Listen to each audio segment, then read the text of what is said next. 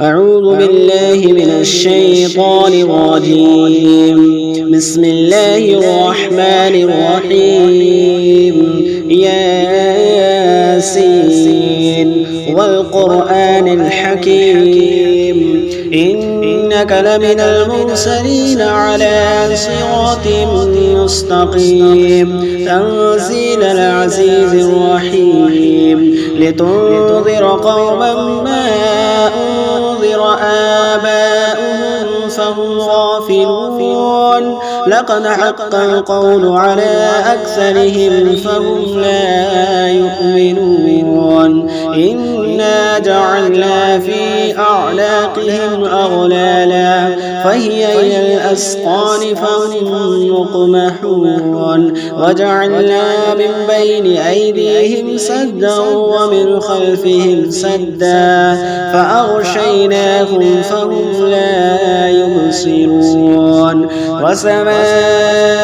عليهم أأنذرتهم أم لم تنذرهم لا يؤمنون إنما تنذر من اتبع الذكر وخشي الرحمن بالغيب فبشره بمغفرة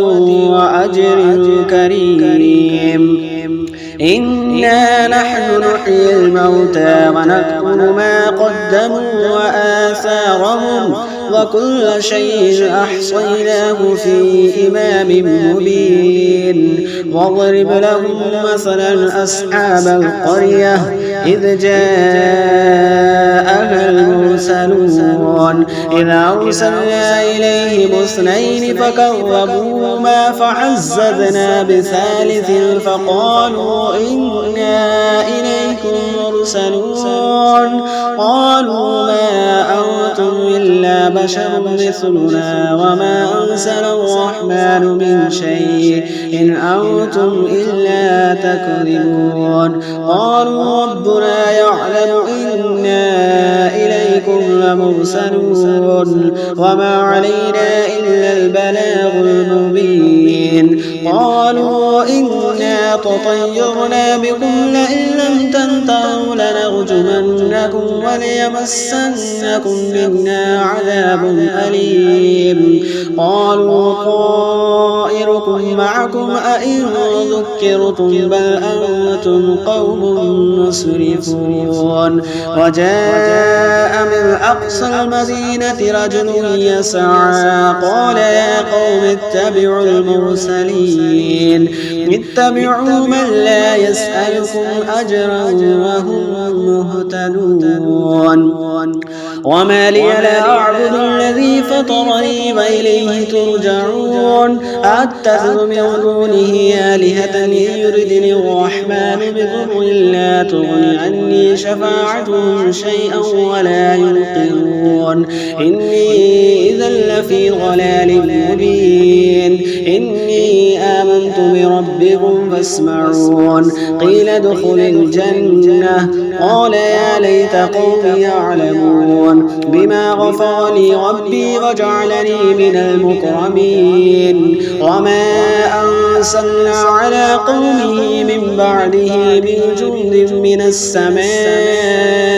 وما كنا مرسلين إن كانت إلا صيحة واحدة فإذا هم خامدون يا حسرة على العباد ما يأتيهم من رسول إلا كانوا به يستهزئون ألم يروا كم أهلكنا قبلهم من القرون أنهم إليهم لا يرجعون وإن كل لما جميع لدينا محضرون وآية يوم الأرض الميتة أحييناها وأخرجنا منها حبا فمنه يأكلون وجعلنا فيها جنات من نخيل وأعناب وفجرنا فيها من العيون ليأكلوا من ثمره وما عملته أيديهم أفلا يشكرون سبحان الذي خلق الأزواج كلها مما تنبت الأرض ومن أنفسهم ومما لا يعلمون وآية لهم الليل نسلخ منه النهار فإذا هم مظلمون والشمس تجري لمستقر لها ذلك تقدير العزيز العليم والقمر قدرناه منازل حتى عاد كالعرجون القديم لا الشمس ينبغي لها أن تدرك القمر ولا الليل سابق النهار وكل في فلك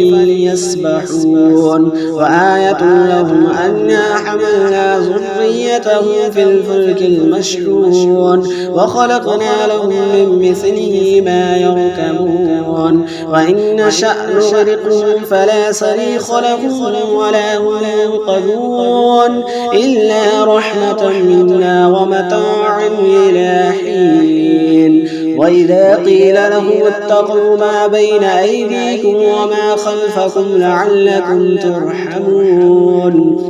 وما تأتيهم من آية من آيات ربهم إلا كانوا عنها معرضين وإذا قيل لهم أنفقوا مما رزقكم الله قال الذين كفروا للذين آمنوا أنطعم من لو يشاء الله طعمه إن أنتم إلا في ضلال مبين ويقولون متى هذا الوعد إن كنتم صادقين ما ينظرون إلا صيحة واحدة تأخذهم وهم يخصمون فلا يستطيعون توصية ولا إلى أهلهم يرجعون ونفخ في الصور فإذا هم من الأجداث إلى ربهم ينسلون قالوا يا ويلنا من بعثنا من مرقدنا هذا ما وعد الرحمن وصدق المرسلون إن كانت إلا صيحة واحدة فإذا هم جميع لدينا محضرون فاليوم لا تظلم نفس شيئا ولا تجزون إلا ما كنتم تعملون إن أصحاب الجنة اليوم في شغل فاكهون هم وأزواجهم في ظلال على الأرائك متكئون لهم فيها فاكهة ولهم ما يدعون سلام قولا من رب رحيم وامتازوا اليوم أيها المجرمون ألم أعهد إليكم يا بني آدم ألا تعبدوا الشيطان إنه لكم عدو مبين وأن اعبدوني هذا صراط